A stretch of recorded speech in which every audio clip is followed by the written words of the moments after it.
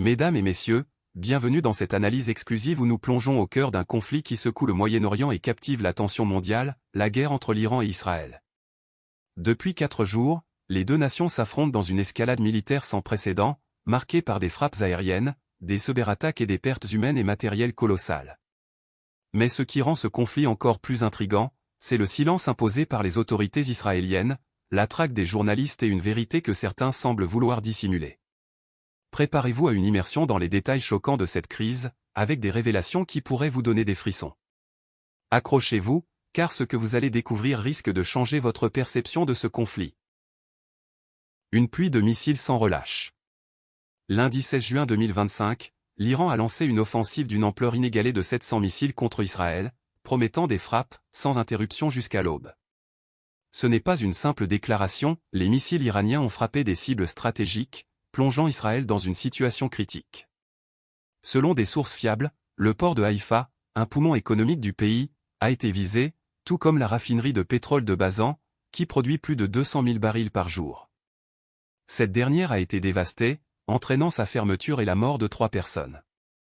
Mais ce n'est pas tout, la base aérienne de Nevatim, où sont stationnés les précieux F-35 israéliens, a été mise à sac, selon des rapports locaux. Ce qui rend ces attaques particulièrement alarmantes, c'est la capacité de l'Iran à pénétrer les défenses israéliennes. Comment ? Une cyberattaque d'une sophistication rare aurait piraté les systèmes de défense aérienne d'Israël, laissant le pays vulnérable face à la pluie de missiles. Ce piratage, qui défie l'entendement, a semé la panique non seulement en Israël, mais aussi parmi ses alliés, notamment les États-Unis, qui semblent dépassés par la tournure des événements. Le silence imposé et la traque des journalistes. Mais ce qui choque encore plus, c'est la manière dont Israël tente de contrôler l'information. Des photographes et journalistes étrangers ont été arrêtés à Haïfa pour avoir tenté de diffuser en direct des images des attaques. Selon le Times of Israel, des caméras installées sur un balcon d'hôtel, pointées vers le port de Haïfa, ont été saisies, et leurs propriétaires interrogés. Pourquoi cette censure ? Les autorités israéliennes invoquent des raisons de sécurité, interdisant la diffusion d'images d'interception de missiles ou d'impact au sol. Mais beaucoup y voient une tentative désespérée de cacher l'ampleur des dégâts et la vulnérabilité du pays face à l'Iran. Des journalistes locaux et internationaux sont traqués à travers le pays, leurs équipements confisqués, leurs publications censurées. Certains rapports indiquent que même des civils israéliens ayant partagé des images des frappes sur les réseaux sociaux sont poursuivis. Ce blackout médiatique soulève une question cruciale, que cherche à cacher Israël ? Est-ce la peur de révéler au monde que leur dôme de fer, réputé impénétrable, a été mis à rude épreuve? Ou s'agit-il d'une volonté de minimiser l'impact psychologique de ces attaques sur la population?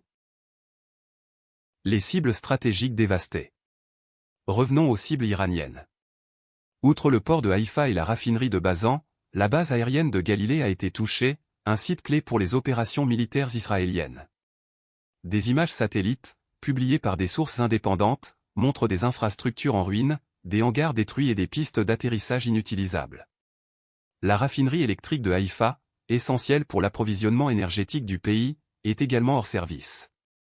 Ces frappes ne sont pas seulement des coups militaires, mais des attaques visant à paralyser l'économie et l'infrastructure israélienne. L'Iran semble avoir une stratégie claire, frapper les points névralgiques pour affaiblir la capacité d'Israël à riposter.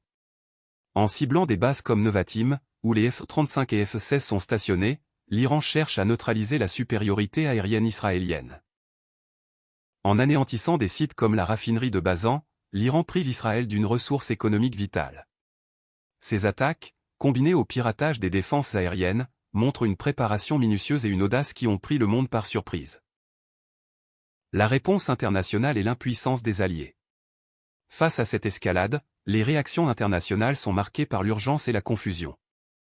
L'événement le plus révélateur est le départ précipité de Donald Trump du sommet du G7, invoquant « ce qui se passe au Moyen-Orient ». Ce geste, rare pour un dirigeant de cette envergure, souligne la gravité de la situation. Les États-Unis, principal allié d'Israël, semblent hésiter sur la marche à suivre. Un porte-avions américain aurait été déployé en direction de la région, mais des rapports suggèrent que les forces yéménites, alliées de l'Iran, pourraient menacer ce navire s'il s'approche de la mer Rouge. Cette menace n'est pas anodine. Les Houthis, soutenus par l'Iran, ont déjà prouvé leur capacité à frapper des cibles maritimes avec des drones et des missiles. Si un porte-avions américain venait à être attaqué, cela marquerait une escalade sans précédent, impliquant directement les États-Unis dans le conflit.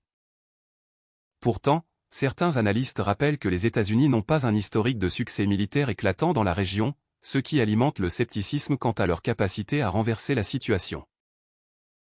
La panique en Israël et l'exode des civils. En Israël, la situation est chaotique.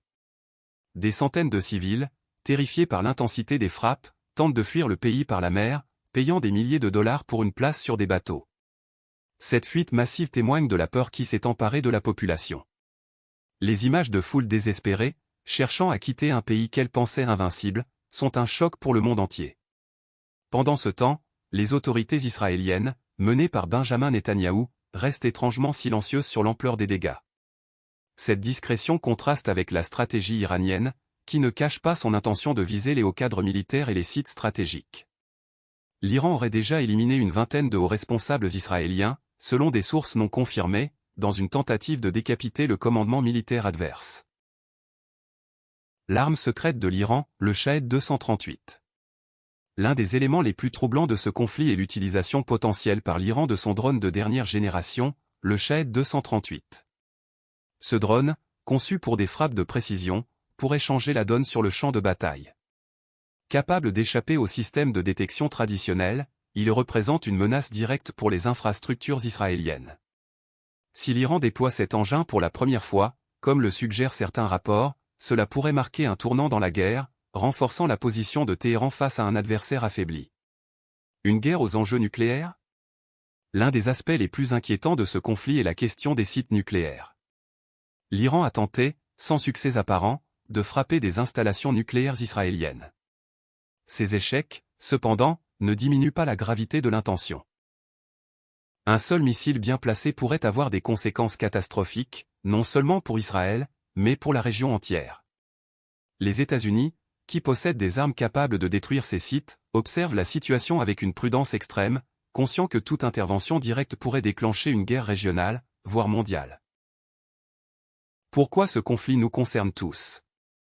Ce conflit ne se limite pas à l'Iran et Israël. Ses répercussions touchent l'économie mondiale, avec la fermeture de la raffinerie de Bazan qui risque de faire grimper les prix du pétrole.